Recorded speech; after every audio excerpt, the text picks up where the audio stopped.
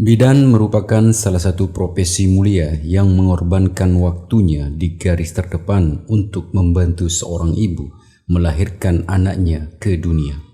Jadi, sudah semestinya seorang bidan dengan penuh kelembutan dan kasih sayang menolong nyawa para bayi yang baru saja lahir. Namun, apa jadinya jika bidan tersebut malah mengantarkan si jabang bayi ke akhirat?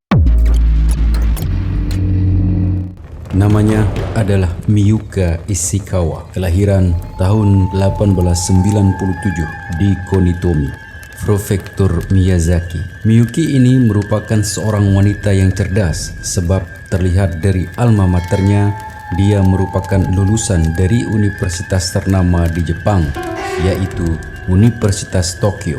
Setelah lulus, Miyuki bekerja di rumah sakit bersalin Kotobuki sebagai direktur. Walaupun begitu, dia juga merangkap sebagai bidan karena saat itu belum ada lisensi kebidanan di Jepang. Miyuki juga memiliki suami yang bernama Takeshi Ishikawa.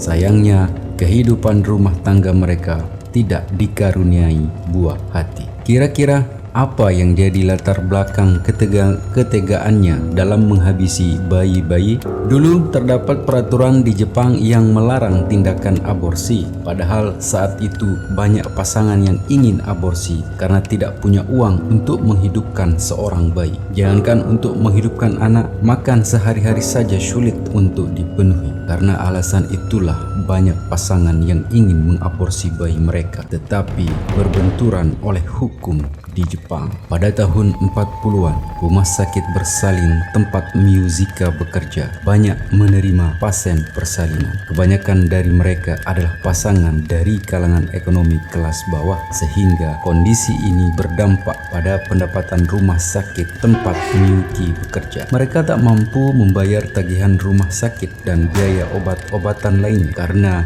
kondisi seperti ini, Miyuki akhirnya dengan sengaja membiarkan bayi-bayi yang dirawat mati kelaparan dan kadang dibiarkan sakit hingga akhirnya meninggal. Karena banyaknya pasangan yang sebenarnya pengen punya anak, Miyuki melihat celah yang bisa dimanfaatkan untuk meraup keuntungan lewat tindakan kejinya. Dalam menjalankan bisnis kejinya ini, Miyuki dibantu oleh seorang dokter bernama Shiro Nakayama yang bertugas menerbitkan sertifikasi kematian palsu untuk bayi-bayi yang telah mereka biarkan hingga meninggal. Suami Miyuki, Takeshi Ishikawa, juga ikut andil dalam bisnis keji tersebut. Tugasnya adalah membagikan sertifikat kematian palsu yang sudah diterbitkan dan meyakinkan pasangan yang gak ingin punya anak bahwa membayar sertifikat kematian memakan biaya yang jauh lebih murah daripada harus mengurus seorang bayi. Tindakan kejinya yang menjadikan nyawa para bayi sebagai ladang bisnis telah memakan korban sekitar 103 sampai 169 bayi. Pemerintah setempat pun menutup mata dari bisnis keji Miyuki dan membiarkannya tetap berjalan.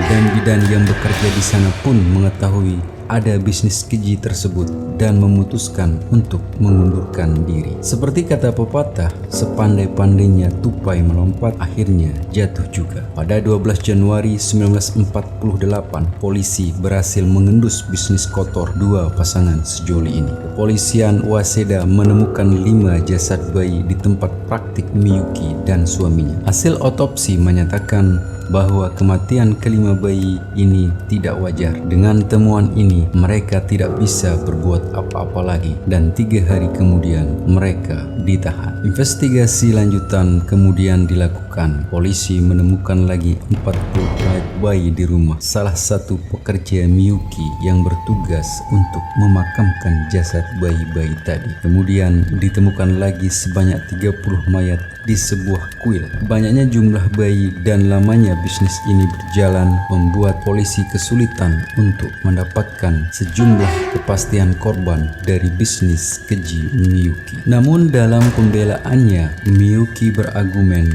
bahwa kematian adalah hal terbaik untuk bayi-bayi tersebut daripada tumbuh besar di keluarga yang miskin. Pihak berwajib menilai Miyuki melakukan tindakan lalai dan bekerja dan hanya dihukum 8 tahun penjara. Sedangkan suaminya Takeshi Ishikawa hanya dihukum 4 tahun penjara. Mereka mengajukan banding dan berhasil. Akhirnya hukuman mereka dikurangi setengah. Namun kejadian ini menjadi tamparan bagi pemerintah Jepang untuk memulai membuka mata. Kejadian ini dilatar belakangi oleh pasangan-pasangan yang ingin melakukan aborsi tapi bertentangan dengan hukum di Jepang, sehingga mereka secara tak langsung melegalkan bisnis keji Miyuki ini sebagai alternatifnya. Akhirnya pada tahun 13 Juli 1948 dibentuklah Eugenetic Protection Law yang intinya melegalkan aborsi atas alasan ekonomi di Jepang, yang kemudian